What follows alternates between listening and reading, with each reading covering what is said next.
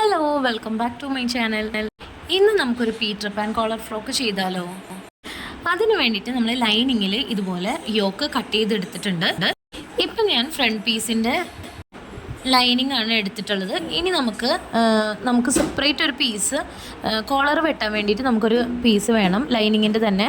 അപ്പം നമ്മൾ അതൊന്ന് എടുക്കുന്നുണ്ട്.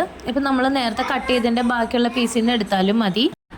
ആ പീസ് ഒന്ന് രണ്ടായിട്ട് മടക്കി ഇതുപോലെ ഒന്ന് വെച്ച് കൊടുക്കണം. അതിനുശേഷം നമ്മൾ നേരത്തെ എടുത്ത ഫ്രണ്ട് പീസിൻ്റെ ലൈനിങ് ഇതിൻ്റെ മുകളിലായിട്ട് വെച്ച് കൊടുക്കുക. എന്നിട്ട് ആ നെക്കിൻ്റെ ലൈൻസ് വന്നിരിക്കുന്ന ഭാഗത്ത് കറക്റ്റ് നമ്മൾ താഴെ വെച്ചിരിക്കുന്ന ആ ഒരു മെറ്റീരിയലിൽ നമ്മൾ അതുപോലെ തന്നെ നെക്കൊന്ന് മാർക്ക് ചെയ്ത് കൊടുക്കുക കേട്ടോ. ഇതിപ്പോൾ ക്യാമറയിൽ ഇത് എത്ര കണ്ട് കാണുന്നില്ല. അപ്പം ഞാൻ അതൊന്നും കൂടി ഡാർക്കൻ ചെയ്ത് ഒന്നും കൂടി വരയ്ക്കുന്നുണ്ട്. ഇതുപോലെ ഒന്ന് ഡാർക്കൻ ചെയ്ത് വരച്ച് കൊടുക്കുക കേട്ടോ. അതിനുശേഷം ഷോൾഡറിൻ്റെ പോർഷനിലായിട്ട് നമുക്ക് എത്രയാണ് ആ കോളറിൻ്റെ വീതി എന്ന് വെച്ചിട്ടുണ്ടെങ്കിൽ അത് അടയാളപ്പെടുത്തി കൊടുക്കുക. അതുപോലെ തന്നെ നമുക്ക് ആ തയ്യൽ തുമ്പും കൂടി കൂട്ടിയിട്ട് വേണം നമ്മൾ അടയാളപ്പെടുത്തി കൊടുക്കാനായിട്ട്.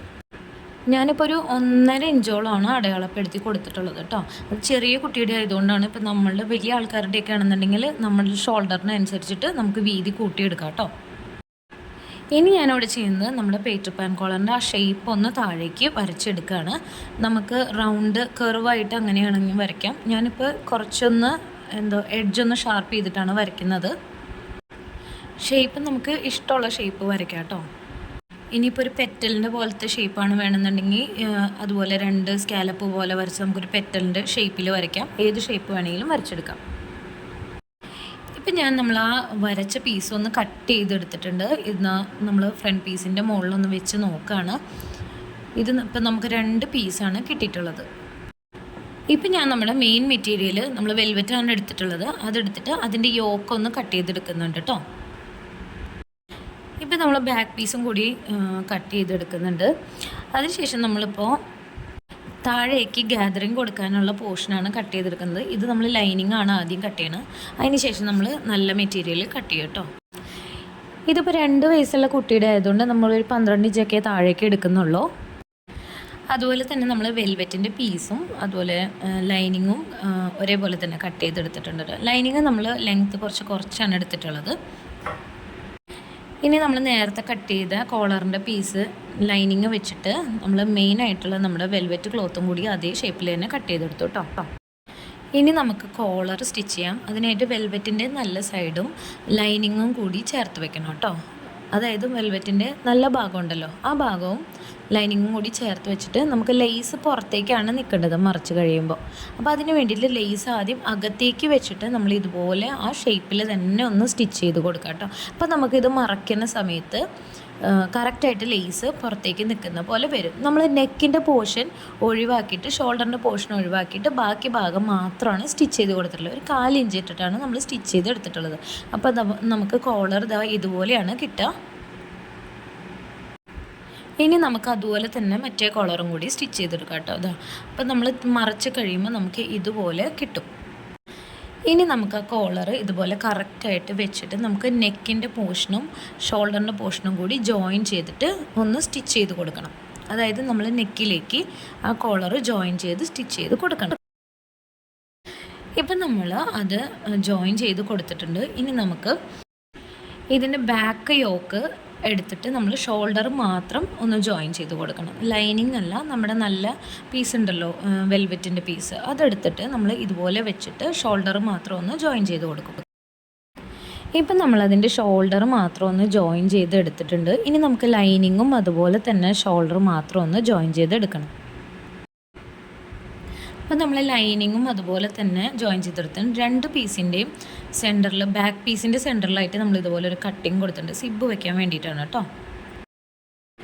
ഇനി നമ്മൾ നേരത്തെ സ്റ്റിച്ച് ചെയ്ത് വെച്ചിട്ടുണ്ടായിരുന്ന വെൽവെറ്റിൻ്റെ മെയിനായിട്ടുള്ള പോർഷൻ ഇതുപോലെ എടുത്ത് വെച്ചിട്ടുണ്ട്. അതിന് നല്ല സൈഡാണ് വെച്ചേക്കണത്.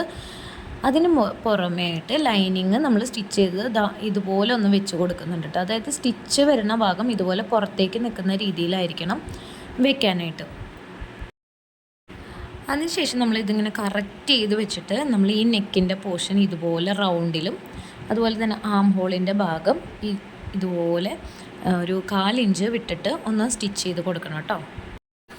ഈ പുറകിലെ ഈ ഒരു പോർഷനിൽ നമ്മൾ സ്റ്റിച്ച് കൊടുക്കുന്നില്ല, നെക്ക് പോർഷനിൽ മാത്രമാണ് സ്റ്റിച്ച് ചെയ്യുന്നത്. അത് നമുക്ക് സിബ് വയ്ക്കാൻ വേണ്ടി ആവശ്യമുണ്ട്. നെക്ക് നമ്മൾ അടിച്ചതിന് ശേഷം ഇതുപോലെ ഒന്ന് കട്ടിങ് ഇട്ട് കൊടുക്കുന്നുണ്ട്. നെക്കിലും അതുപോലെ തന്നെ ആം ഹോളിൻ്റെ സൈഡിലും ഇതുപോലെ ഒന്ന് കട്ട് ചെയ്ത് കൊടുക്കണം കേട്ടോ, അല്ലെന്നുണ്ടെങ്കിൽ ചുളിവ് ഉണ്ടാവാനായിട്ട് ചാൻസ് ഉണ്ട്. ഇനി നിങ്ങൾക്ക് വേണമെന്നുണ്ടെങ്കിൽ ഈ ഒരു കോളറിൻ്റെ ഇപ്പുറത്ത് ലൈനിങ്ങിലായിട്ട് ചെറിയൊരു പതിച്ചടി കൊടുക്കാം. അത് ഓപ്ഷനാണ്, വേണമെന്നുണ്ടെങ്കിൽ മാത്രം ചെയ്താൽ മതി. ഇപ്പം നമ്മൾ അതിൻ്റെ നെക്കും ആം ഹോളും ഒക്കെ അടിച്ചെടുത്തിട്ടുണ്ട്. ഇനി നമുക്ക് ഇതൊന്ന് മറച്ച് കൊടുക്കണം. അതിനായിട്ട് ബാക്ക് പീസ് ഇതുപോലെ പിടിച്ചിട്ട് അതിൻ്റെ ഉള്ളിൽ കൂടെ നമ്മൾ പതുക്കെ ഒന്ന് വലിച്ചു കൊടുത്തിട്ടുണ്ടെങ്കിൽ നമുക്ക് ഇതിങ്ങനെ പുറത്തേക്ക് കിട്ടും. അത് ധൃതി പിടിച്ച് ചെയ്യരുത്, പതുക്കെ സാവധാനത്തിൽ ചെയ്യണം, അല്ലെന്നുണ്ടെങ്കിൽ സ്റ്റിച്ചുകൾ പൊട്ടാനും ഒക്കെ ചാൻസ് ഉണ്ട്. പിന്നെ സ്റ്റിച്ച് ചെയ്യുമ്പോൾ എപ്പോഴും 2 അടിപ്പ് കൊടുക്കാൻ ശ്രദ്ധിക്കണം. ഒരടിപ്പ് മാത്രം കൊടുത്തു കഴിഞ്ഞാൽ അത് ശരിയാവില്ല. ഇപ്പം നമുക്ക് നല്ല നീറ്റായിട്ട് തന്നെ ഇതൊന്ന് മറച്ചെടുക്കാനായിട്ട് പറ്റിയിട്ടുണ്ട് കേട്ടോ. അപ്പോൾ നമ്മുടെ ബാക്ക് പീസ് ഇതുപോലെയാണ് ഇരിക്കുക. ഇപ്പം നമ്മൾ കംപ്ലീറ്റ് ആയിട്ട് ഇതൊന്ന് മറച്ചെടുത്തിട്ടുണ്ട്. നമുക്ക് ഫ്രണ്ട് പീസും ബാക്ക് പീസും ഇതുപോലെയാണ് കിട്ടുക കേട്ടോ. ഇപ്പോൾ പീറ്റർ പാൻ കോളർ എങ്ങനെയാണ് ചെയ്യാമെന്ന് നിങ്ങൾക്ക് മനസ്സിലായി എന്ന് വിചാരിക്കുന്നു. നമ്മൾ താഴത്തെ ഫ്രില്ല് ജോയിൻ ചെയ്ത് കൊടുക്കുന്നതും സിബ് വെക്കുന്നതൊക്കെ മുന്നത്തെ ഒരു ഫ്രോക്ക് വീഡിയോയിൽ ഇട്ടിട്ടുണ്ട്. അതുകൊണ്ടാണ് ഇതിനകത്ത് അത് എക്സ്പ്ലെയിൻ ചെയ്യാത്തത്. ഇതിലും അതുപോലെ തന്നെ നമ്മൾ ലൈനിങ്ങും മെയിനായിട്ടുള്ള മെറ്റീരിയലും സെപ്പറേറ്റ് ആണ് നമ്മൾ ഫ്രില്ല് ജോയിൻ ചെയ്ത് കൊടുത്തിട്ടുള്ളത്. അപ്പോൾ അത് കാണണമെന്നുള്ളവർക്ക് മുന്നത്തെ വീഡിയോ ഒന്ന് പോയി കണ്ടാൽ മതി കേട്ടോ. അതിനകത്ത് സിബ് വെക്കുന്നതും കൂടി നമ്മൾ ഡീറ്റെയിൽ ആയിട്ട് പറഞ്ഞിട്ടുണ്ട്. ഇതാണ് നമ്മുടെ ഫ്രോക്കിൻ്റെ ഫൈനൽ ലുക്ക് വരുന്നത്. കോളറിലും അതുപോലെ തന്നെ വേസ്റ്റിൻ്റെ അവിടെയും നമ്മൾ ആ സെയിം ലേസ് തന്നെ ഒന്ന് കൊടുത്തിട്ടുണ്ട് കേട്ടോ. ബാക്കിൽ സിബ് കൊടുത്തിട്ടുണ്ട്.